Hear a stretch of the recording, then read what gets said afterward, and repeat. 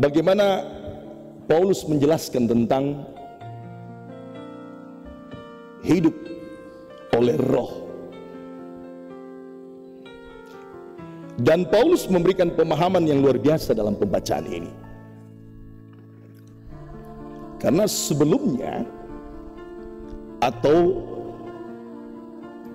persoalan yang utama dalam jemaat di Roma ialah ada perbedaan pandangan, dan perbedaan pandangan ini membuat sekelompok orang itu menampilkan sikap eksklusivisme, sikap yang lebih baik. We are better than, kami lebih baik daripada. Nah, kalau kita melihat di kota Roma ini, orang-orang Kristen di kota Roma, hal yang pertama bahwa mereka mulai percaya kepada Yesus di saat hari Pentakosta itu terjadi, di mana murid-murid Tuhan Yesus diberikan keberanian untuk menyampaikan firman Tuhan, dan Petrus dan kawan-kawan boleh menyampaikan dan berdiri di muka pemuka agama dan berdiri di wali-wali negeri untuk menyampaikan tentang kebangkitan Kristus. Tetapi ada hal yang muncul dalam pengungkapan Rasul Petrus ketika orang banyak serta-merta menerima Kristus. Ada salah paham atau penyimpangan terhadap ajaran mengenai hukum Taurat dan iman kepada Kristus. Ada muncul pembandingan, mana lebih penting, Adam atau Kristus? Mana lebih penting, hukum Taurat atau iman kepada Kristus?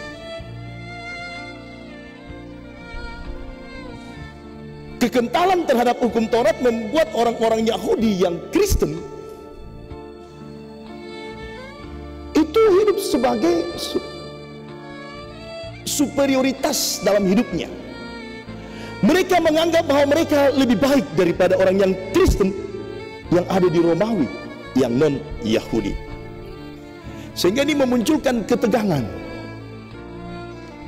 di mana orang-orang Yahudi mengatakan, kami yang percaya sekarang kepada Yesus itu lebih baik karena kami sejak awal menerima hukum Taurat. Tetapi kalian baru saja menerima dan percaya kepada Allah melalui Yesus Kristus. Nah, saudara-saudaraku yang kekasih dalam Tuhan Yesus, menurut Paulus seharusnya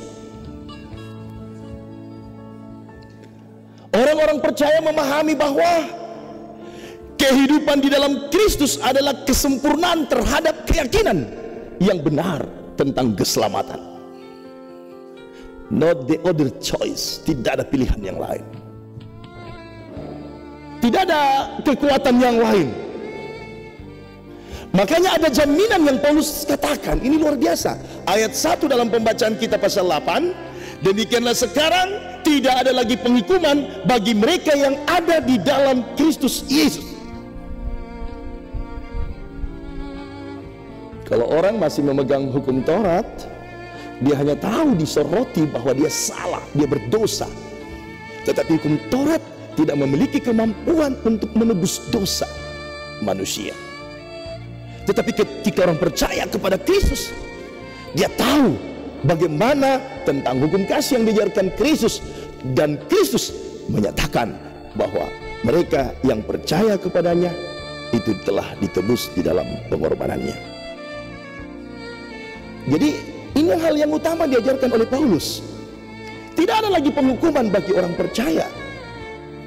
Tetapi banyak orang-orang yang hidup di dalam keyakinan seperti itu akhirnya memegang kalau begitu apa saja yang kita buat itu bisa, karena kita sudah menjadi milik Kristus dan tidak ada lagi penghukuman. Oh, tidak seperti itu.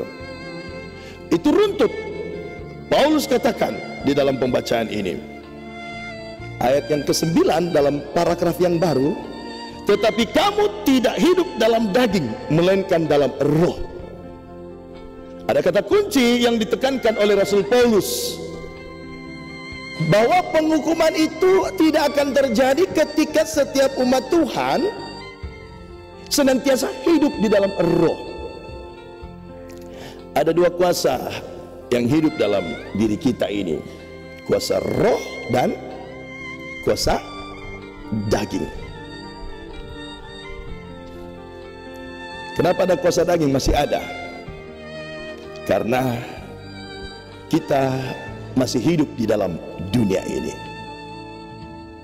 Penyempurnaan kehidupan itu terjadi ketika kita sudah hidup di dalam surgawi. Tidak ada lagi Victor, pikiran kotor. Ya, seperti itu. Ya, tidak ada lagi kator, kata-kata kotor. Tidak ada lagi tikor, tindakan kotor dan lain-lain sebagainya. Yang ada ialah kehidupan yang menyukacitakan hati Tuhan. Tetapi saudara-saudara, di dalam dunia ini kita masih diliputi dengan kemanusiaan kita. Tetapi jangan juga seringkali kita mengkambing hitamkan, kita kan manusia biasa. Kalau kita melakukan kesalahan itu wajar. Akhirnya ungkapan seperti ini membuka arah bagi kita untuk terus melakukan perbuatan yang buruk. Yang dimaksudkan oleh Rasul Paulus ialah, kalau kita membaca pasal yang ke-7, Paulus katakan seperti ini, saya punya niat untuk melakukan kebaikan, tetapi entah mengapa seringkali yang muncul adalah perbuatan-perbuatan yang tidak berkenan kepada Tuhan. Luar biasa saudara-saudara.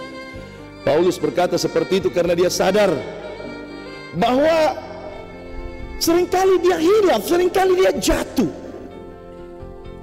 Seringkali kuasa kedagingan itu lebih menonjol daripada kuasa roh dalam kehidupannya. Dan akhirnya Paulus katakan sendiri bahwa celakalah aku. Dalam ayat yang ke-25 pada pasal 7 ayat yang ke-24, aku manusia celaka. Aku manusia celaka. Dia soroti tentang kehidupannya, dia tahu tentang kehidupannya. Oh, nama apa toh nggak melakukan pengisu? Namu kumbang pabu tu teka kadakian. Ulen di patangaranku, ulen di penggauranku, ulen di tengka kedeku. Saya sudah percaya, tetapi kenapa kuasa itu masih saja terus berkobar-kobar untuk melakukan hal yang buruk dan membuat saya terjatuh. Nah saudara-saudara, karena dua kuasa ini masih ada dalam diri kita, seharusnya kita melakukan press. Artinya kita mempres apa yang jangan membuat hati Tuhan itu terluka karena tindakan kita. Kita harus mempres kekuatan daging, bukan di fresh ya. Kalau daging di fresh itu tetap segar, tetapi ditekan. Ketika kita menekan daging, maka roh kekuasaan atau kekuatan daging hidup dalam roh itu akan selalu muncul dalam hidup kita. Tetapi sebaliknya, ketika kita membuka kemungkinan terkecil saja untuk kekuatan daging itu berkuasa, maka bisa terjadi hidup roh itu yang tertekan, ditekan, lalu hidup daging itu yang muncul. Makanya Paulus katakan, ini sangat kuat, sangat besar dayanya, sangat besar kemampuannya untuk membuat saya jatuh dalam kehidupan ini. Sama seperti sekarang ini, bukan? Kita dalam gereja, tapi mungkin ada pikiran-pikiran kita, hai nanti kalau saya pulang saya mau bikin apa kalau pulang nanti saya akan lakukan seperti ini. Ya, kita sementara beribadah, tetapi kuasa daging itu mulai menguasai kehidupan kita. Ya, mungkin tadi ada masalah parkir. Oh, tunggu be, ya. Nanti kalau pulang saya kasih kempes ban motor. Kalau kita masih dalam gereja nih contohnya, ya. Seperti itu. Ya, itu berarti kuasa kedagingan itu luar biasa. Nah, saudara-saudara, makanya Tuhan Yesus katakan seperti ini dalam perumpamaannya. Ketika benih itu ditabur, ada 4 tempat bagaimana firman itu jatuh. Yang pertama, dia jatuh di jalan. Walaupun di jalan itu ada tanahnya, ya, tetapi ketika dia mungkin baru bertumbuh, dia terlindas, ya. Dia tetap bertumbuh, tetapi tidak bertahan lama. Dia ada jatuh di tanah yang berbatu. Dia bertumbuh, tetapi tidak berakar. Dikatakan oleh Tuhan Yesus, baru sedikit saja masalah, baru sedikit gumulan, baru sedikit hal problema yang dialaminya, maka firman itu akhirnya mati. Lalu firman yang jatuh di tanah yang berduri, dia tumbuh tapi duri itu lebih besar tumbuhnya. Ini ya, coba. Ketika kita mencoba untuk hidup, menghidupkan roh dan menghidupkan kuasa daging, ingat, kuasa kedagingan itu, atau dalam pembacaan ini, dalam perumpamaan itu, dia seperti duri. Duri ini yang menusuk tanaman itu, akhirnya tanaman itu busuk dan mati. Apa hebatnya, ya?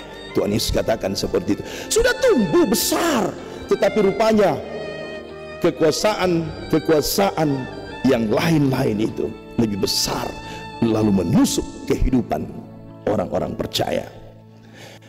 Dan yang terakhir ialah yang tumbuh di tanah yang subur. Ini dijamin bahwa dia akan memberikan buah 100 kali lipat, 60 kali lipat, dan 30 kali lipat.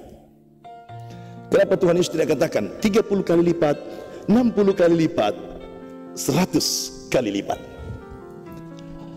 Dia memberikan satu ungkapan sebut 100 kali lipat.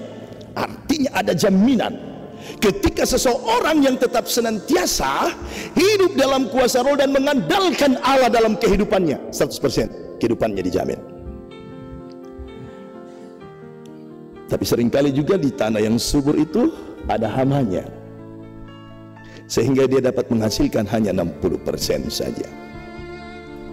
Di tanah yang subur itu selain hamanya, dia tidak menyiramnya, sehingga dia menyampaikan hasil, memberikan hasil 30%. Ya, itu berarti bahwa saudara-saudaraku yang terkasih dalam Tuhan Yesus, kehidupan yang Tuhan inginkan kita nyatakan dalam kehidupan ini adalah kehidupan yang dikuasai oleh roh. Dan terkadang hidup di dalam roh itu dikalahkan dengan kenikmatan dan kesenangan kita. Ya, kita mau hidup oleh roh, tetapi terkadang yang menjadi kesenangan dan kesenangan kita itu seringkali menghambat kita hidup dalam roh. Siapa? Ya, termasuk juga keluarga kita. Ya, keluarga kita yang bisa juga berpengaruh secara negatif dalam kehidupan kita. Istri kita, suami kita, anak-anak kita.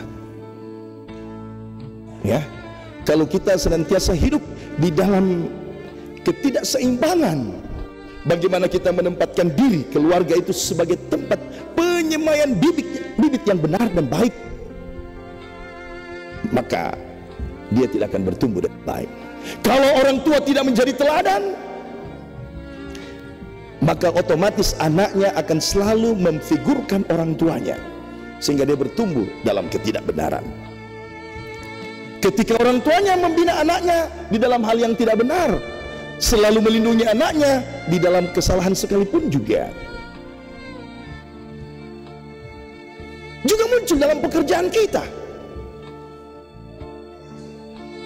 Dulu beberapa tahun, puluh tahun yang lalu, jarang sekali didengar itu ada orang-orang Kristen yang korupsi, yang masuk tahanan karena korupsi.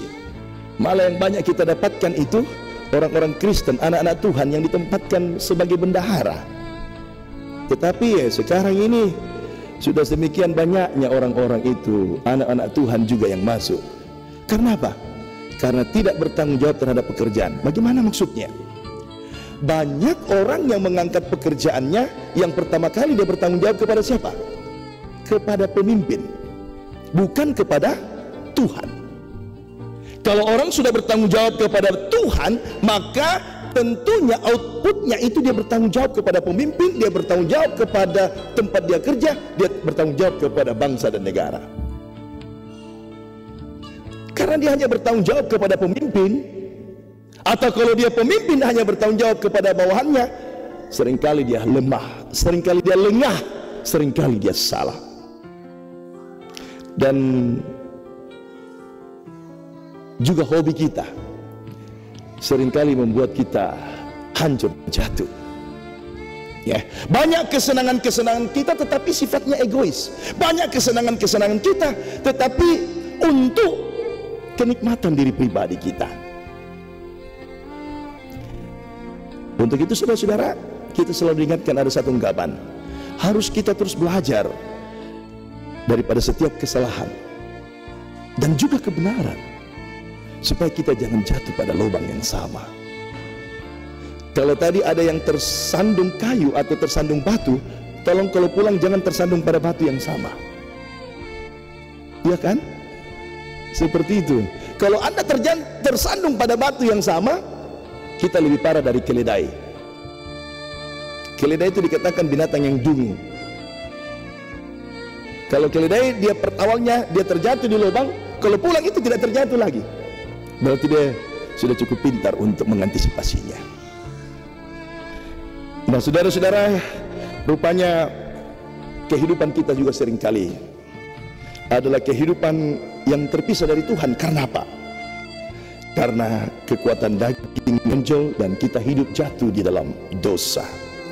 Keterpisahan ini yang seringkali menjadikan kita sebagai anak-anak Tuhan tidak lagi dapat mempertahankan eksistensi sebagai orang yang sudah diselamatkan di dalam Tuhan. Yesaya pasal 59 berkata, sesungguhnya tangan Tuhan itu tidak cukup panjang untuk menolong, tetapi yang menjadi penyebabnya ialah dosamu. Itulah yang memisahkan kamu dengan Tuhanmu. Lalu bagaimana cara hidup yang benar? Firman Tuhan tadi kita dengarkan, bagaimana kitab Yesaya katakan seperti ini. Carilah Tuhan selama Ia berkenan. Artinya bahwa Tuhan terus memberikan kesempatan kepada Anda dan saya dalam keadaan apapun kita. Mungkin ketika kita larut dalam perbuatan daging, carilah Tuhan selama Ia berkenan. Dan karena ada waktunya nanti tidak ada kesempatan bagimu untuk dapat berada di hadapannya. Cara hidup yang benar